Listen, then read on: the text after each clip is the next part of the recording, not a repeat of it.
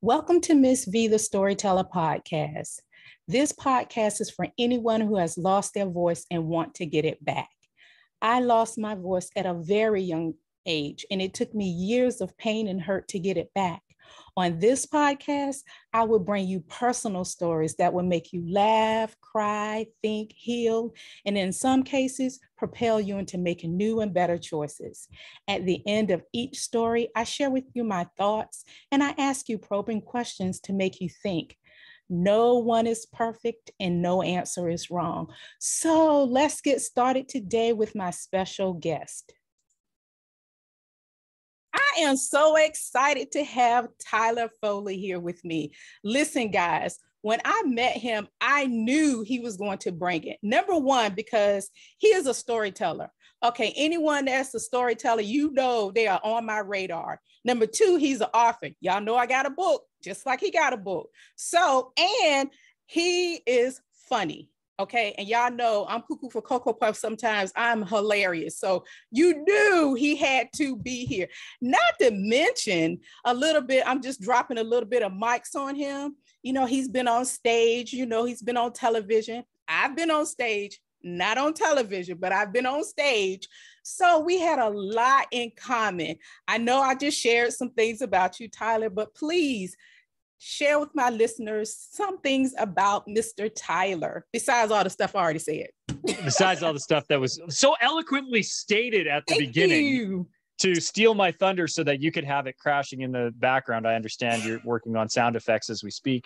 So I am a father, a husband, a son, a performer, lover of fine chocolate, seeker of warm beaches. Ooh, and see, even more, you guys. Beaches and chocolate. Y'all know that about me. Yeah, you know, and I think it's important that we enjoy all of those things in life. And so that's a little bit about who I am. Number one best-selling author of The Power to Speak Naked, which is always super fun to say. Yes. I still, you know, that's that little bit of every once in a while. It's really cute. My daughter's 6 years old. And if she's trying to like impress somebody, like if she's trying to sound big, she'll be like, he's a number one best-selling author. And she's just like, you know, but she'll say it at like the most inopportune or most inappropriate times. Like we'll be going through an amusement park and we're waiting to get on a ride. And the 16-year-old Carney, who really doesn't care, she's like, my daddy's a best-selling author. And the Carney's like, just get on the Ferris wheel, you know? Love it. She is proud of her daddy. I am not mad at her. I would encourage her. Girl, tell everybody about your daddy. He is the bomb. And in your eyesight, in her eyesight, yeah, you are the bomb. I love it. And I appreciate it, although I'd rather they brag about her, and you know, so. Oh, listen, all they do is look at her. Oh, she's so cute. She just got it. You know, kids, they just have it just naturally. You know, for adults, we need help. And maybe she feel like my daddy needs some help. My daddy needs an ego stroke today. He's looking a little sad. Let's stroke his ego. Yeah, give my dad some love. That is awesome. And I'm just gonna throw it out there again. He's from Canada. So I'm so happy to have you here. So I know you listen to my podcast and you listen to some of my stories. And what story did you select? What story resonated with you out of all my list of stories? Oh, losing your voice. That spoke to me ironically in 1,000 different ways. Yes. Listen, listeners, let me share with you about that story. If you have not listened to it, or if you've listened to it and you kind of forgot a little bit about it, it's a story of how I lost my voice. I lost my voice at the age of 6 and I just stopped talking. It was a whole lot of things going on in my family, primarily my dad yelling and fussing so much. And I just decided to stop talking. And there was a point that I learned how to ignore people. I have the gift of ignoring people from the age of 6. I could look people right in their faces and not hear anything that they were saying, especially if they were yelling. And my dad was good at that. And my dad had me to get my ears checked, y'all. Y'all know I'm not dumb. I'm very smart. Even at 6, I failed the test. Listen, I didn't hear a thing in that doctor's office because my dad told me if nothing was wrong with my ears, he was going to whip my, you fill in the blank. And I saved my butt that night. Listen, I got home. I made sure my dad saw the medicine so he would think that something was wrong with my ears. Anyway, from all of that, I just stopped talking. And the sad thing about it is it went on too long for me. It wasn't just at home. I stopped talking at school, around people and all that. So yeah, that story is one of those stories that you really need to go and listen to, especially if you have children or even as an adult. If you have made a choice to stop talking or losing a part of yourself, you need to listen to that story. So what were your thoughts when you listened to that story? What came to mind? Well, just how incredibly powerful that our influences can be. Again, my daughter's 6, turning 7 at the end of the month, and I am hyper conscious of, first of all, how my language affects her, how my attitude affects her, how my behaviors are interpreted and parroted by her. And I'm very, very aware, like even when, as a self-employed person who the majority of my work is done downstairs in my studio, there's times where I need quiet time, but I'm very conscious of how I request that from her. So that she doesn't ever feel like her voice is not valued, that her opinion doesn't matter, or that it gets to a point where she feels that she needs to shut down because using her voice could be detrimental. And most of the work that I do is actually centered around trying to get people over some kind of early childhood trauma where they felt that their voice was less than. Yeah, you see, guys, why he needed to be up here, because you all know my story. And I love the way you selected your words when dealing with a 6-year-old, because like I just said, I was 6 losing my voice. But the thing about kids, if you communicate with them, they understand. I used to be a preschool, elementary school, first grade, and kindergarten teacher. And I know how important it is to communicate with your students or with your children, because if you just tell them, they understand. And telling them and communicating with them prepares them for the world. And the fact that you told your daughter, you can go to her, all right, baby, dad needs some quiet time. You know how sometimes you don't want anything and you put it on their level, they receive it. And they love that, because in their mindset, and I'm going back to the 6-year-old, oh, my daddy, he just need quiet time like me. Dad is just like me, because sometimes I don't want, and that's the way that they think. So I absolutely love that. See, y'all bringing out the teacher in me. I have so many hats, but I love that. And, I wish my dad would communicate a little bit more with me when I was younger, but he got it honestly from my grandfather, because my grandfather was a fusser. I mean, he fussed all the time. So he got it honestly. I can't say, he developed it. No, it was in his genes. He got it from his daddy. No, and a lot of our behaviors are generational and intergenerational. And, I think the great advantage for me is, my father had a temper, but he wasn't really a yeller. But he also passed away when I was 6, so I didn't really have the chance to learn some behaviors from him. But I know that the next major male influence in my life, the gentleman that my mom dated eventually, basically was there from the end of elementary all through high school. He had a violent temper.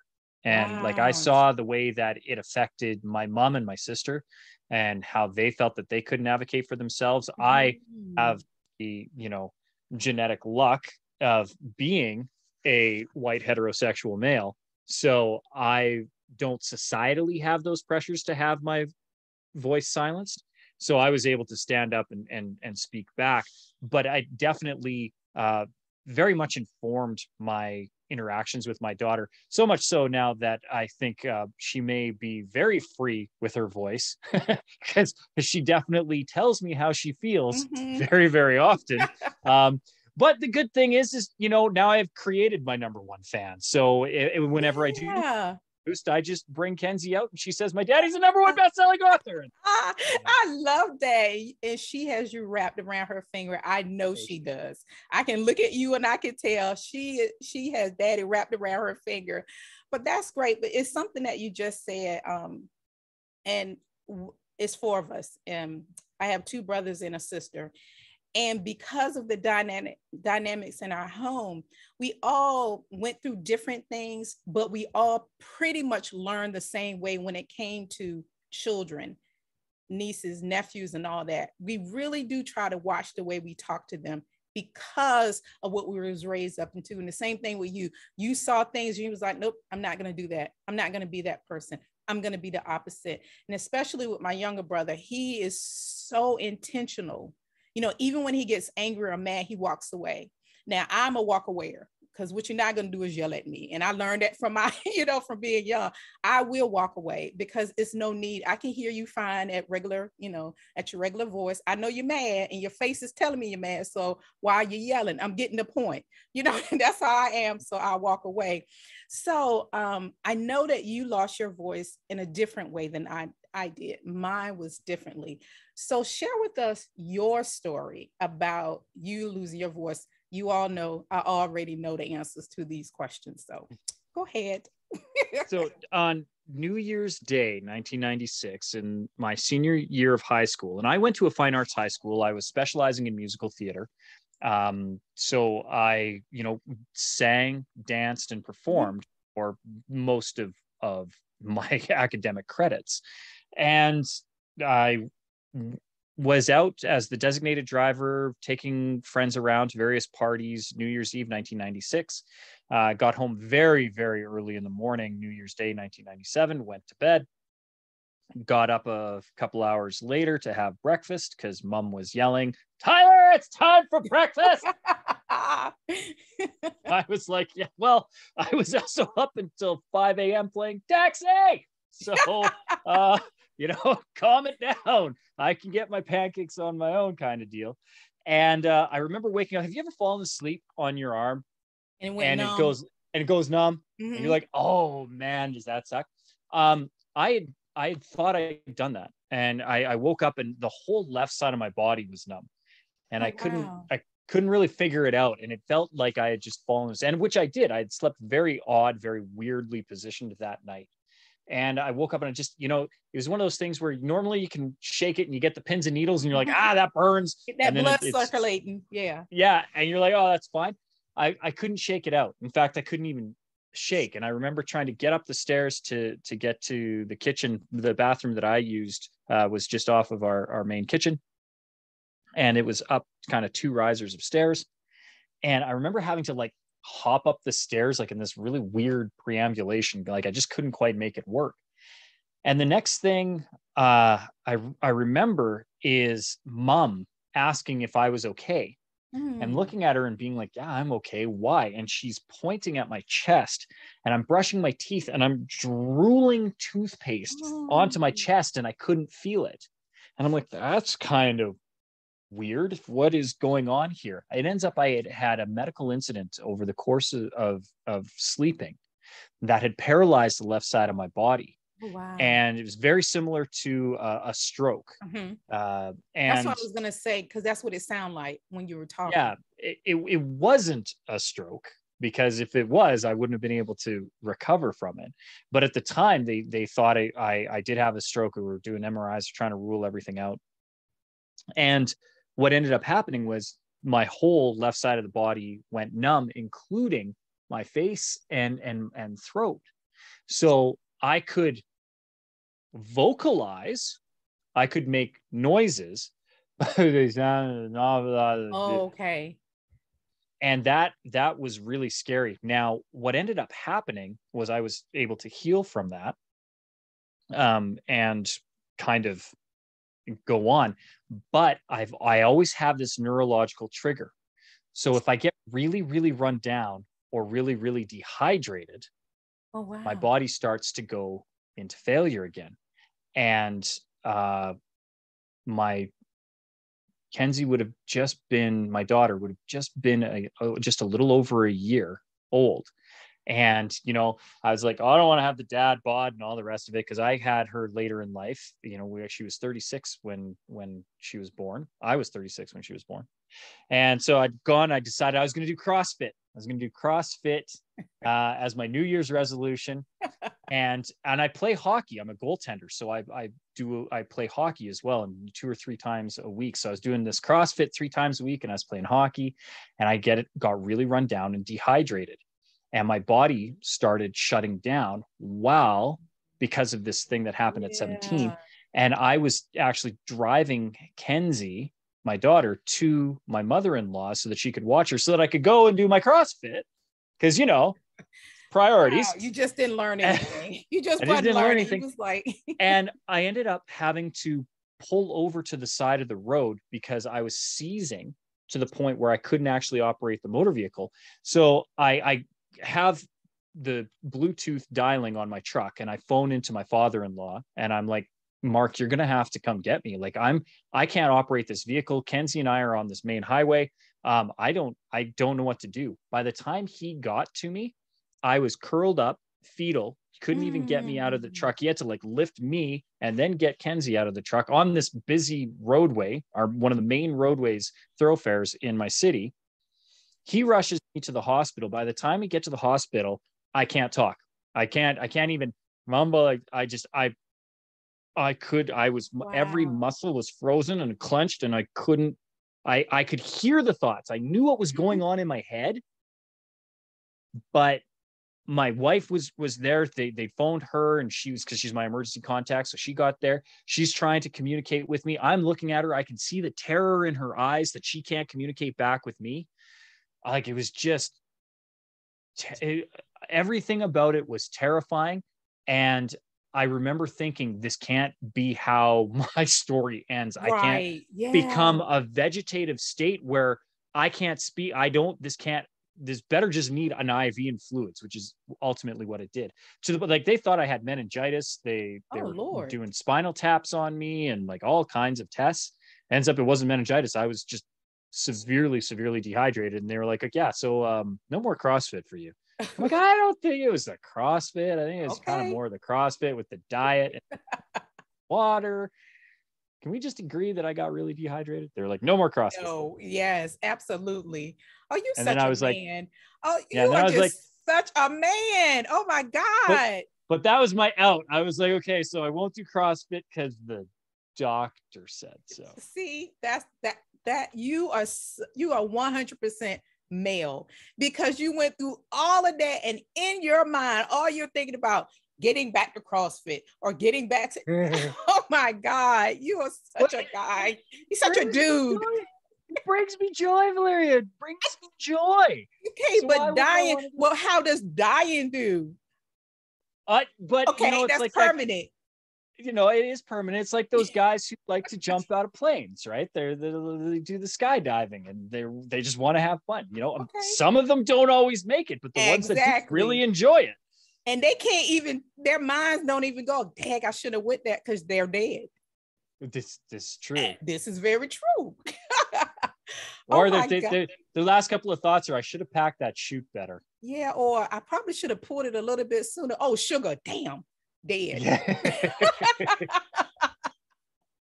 Listen, oh my God, I'm so glad you recovered, because as you can, listening audience, listen, you all, you can see that we lost our voices differently, but listen to us now.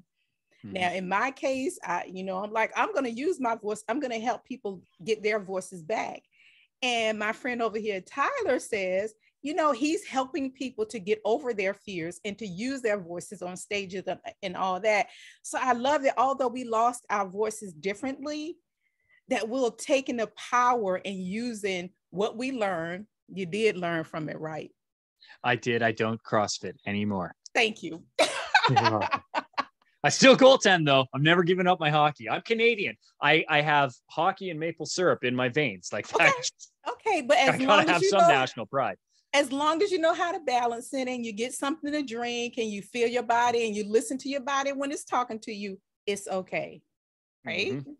Yeah. So what advice would you give someone? I know that, you do a lot of things to help people to get their voice back. I use my storytelling. I shared personal stories about the things that I went through, and I do shows and stuff. I go and I do storytelling shows and all that, and I always try to give advice to people or try to leave them, with an example of this is what happens when you choose to get your voice back. So, what is something that you share with the people that you come in contact with that may, have lost some of their voice or completely?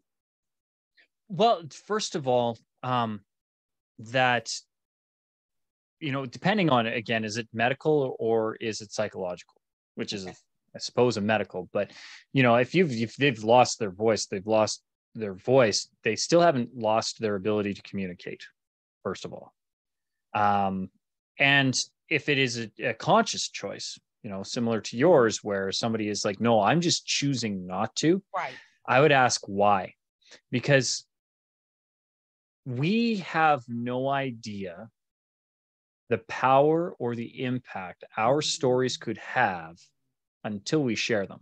Absolutely. And I've seen this play out hundreds, if not thousands of times, where somebody had the courage and the bravery to say the thing that they didn't feel comfortable saying, and not only changed a life, but in some instances actually saved a life. Yes. And it's that power that our stories can have that go unrealized if we're unwilling to speak them. Right. And I think it takes more energy, more commitment, and more tenacity to stay silent than it does to actually share. So why are you expending all of that energy? Free yourself of that burden. Tell your story. And you're so right. But oftentimes it's out of fear. And I'll speak from a woman's point of view. Sometimes we stop talking just to keep peace in the home. If we're in a situation where things are not going great with our spouses, sometimes we just choose not to talk just to keep the peace. And then there's sometimes, like at a 6-year-old, again, that was out of fear and I just don't want to get in trouble. And which is the underlying is fear, and then sometimes it's fear of rejection. Women, we get rejected so much. It's like, why should I say anything? What's the point? What's the point? He's going to reject me. She's going to reject me, on my job, I'm going to get rejected or, looked down upon. So, but I think it's so important for anyone who has lost their voice to realize that you can't please everyone. And that is something that I had to learn. I'm not for everyone. I'm not going to please everyone. So say whatever I want to say. I don't care. Because if you don't want to listen to me, you can get to stepping. Because honestly, it's just like when you're watching TV. If it's something on TV, you don't want to look at it, you change the channel. If you're in a car and it's a radio station, you change the channel. You have a right to walk away, just like I do. So I look at it like this. You know what? If you don't want to hear what I got to say, you know what? There are 10,000 other people that want to hear what I have to say. See you later. I love you. Bye. Yeah. And it took me years to get here. I don't know if it was Salt and or Peppa who said it best, but you have a choice. You can press pause, pick up the needle, or turn the radio off. Yes. Will that stop us? No. Oh, good. Well, let's answer the questions, because at the end of my story, I always share my thoughts about what happened. And one of the key components I shared in this particular story is that the decision to stop talking went on entirely too long. So the first question is, have you made a bad decision when you were younger that went on entirely too long? Yeah. And, kind of related to my mom and her long-term boyfriend. When I was 16, he was remarkably lazy at home, and I was living away going to school. My school wasn't in my hometown. I actually was 2 towns over, and so I would billet and stay with other friends and family. And I came home, and we have cold winters. I'm Canadian, and we had a big huge snow dump, and he hadn't shoveled the walk in 3 weeks, and it had snowed and snowed and snowed and snowed to the point where it iced over. And on my one weekend home for the month, he kind of threw a pickaxe and a shovel at me and said, go clean up the walk. I'm looking at him. I'm like, I clean up the walk. Like, where were you the last 3 weeks, Mr. Yeah. who does nothing but watch TV down in the basement? Like, why couldn't that have been a thing that you did? Well, I don't think he liked the 16-year-old attitude. So he took the pickaxe and he swung it at my head. And I just ducked it. Like, if he'd have connected, he'd have killed me. And I remember yelling, and he was too drunk to actually chase after me. And I went over to my girlfriend's house. And, I told her mom, I'm like, well, I can't go home until I can get a hold of my mom, who worked 18, 20-hour days just to keep us supported. Well, take care of him, take care of me, and take care of my sister. Like, my mom worked hard. Yeah. And, so I phoned her at work, and I'm like, listen, this happened. And, I'm not coming home until he's gone. And I'll never forget it. She said, well, then don't come home. And I was like, how could you pick me over this man? At 16, I didn't understand it. Well, she was terrified of him. Oh, yeah. So how is she going to kick him out of the house? And looking back on it, I totally understand it. But at the time, I was enraged, absolutely enraged that she would choose him over me, which is not what she chose. She chose safety, or in her mind, the presumed safety of not rocking the boat, or like I was saying, over fear and right. Yeah. And I don't begrudge her for it now, but at the time I was angry, and I didn't talk to my mother really in any kind of civil tone or manner for almost 3 years. Okay. And I know that ate her up inside. She did end up breaking up with him about 2 years later. I had already moved out. I'd moved cities, provinces, across the country, to just be away and do my own thing. Mm-hmm. And even then we were still on shaky grounds for a little bit. And it wasn't until I got a little bit older that I realized that she made the choice that she thought was the best. And I understand now why, but I didn't at the time. And I let that go way, way too long. I mean, that's my mom. She gave me life. Yeah. Yeah. And she was just doing what she thought would keep her safe and protected. Yeah. And I'm listening to you, and I'm thinking about my decision to stop talking. And originally it was to protect myself, and it went on too long in my family, but at the time it was what I needed. Mm-hmm. And that went on way too long. It went on into adulthood. And that's when I got my voice back at 23. And every time I look back on it, sometimes I'm thinking, God, girl, I wish you had to stop. What I should have started talking was in junior high school. Because listen, those middle schoolers are beasts. Those children, they are baby bunches. They mean. Yeah. Those kids will tear you up and eat you out. And you try being fluffy and not talking in school, listen, they will tear you up. And that's what they did to me. That's when I should have started talking. But, I realized that, everything happens for a reason, and we learn from it. And so you sharing your story about that and me sharing my story is helping other people, because they can see themselves in us and where we are now. So if I look back at it now, it's like, okay, it hurt, it was painful and all of that, but look at where we are now. We're actually using those stories and sharing with people to help them to become better people. So, we went through hell, but you know what? We're here now. Mm-hmm. Yes. True story. And then the second part of the question was, if so, why are you still carrying a bad decision? I'm not carrying anything anymore. And you don't look like you're carrying anything. I think we dropped off all those bags, and moved on with our lives. Oh yeah. I've become a very professional luggage handler. Right? Yes.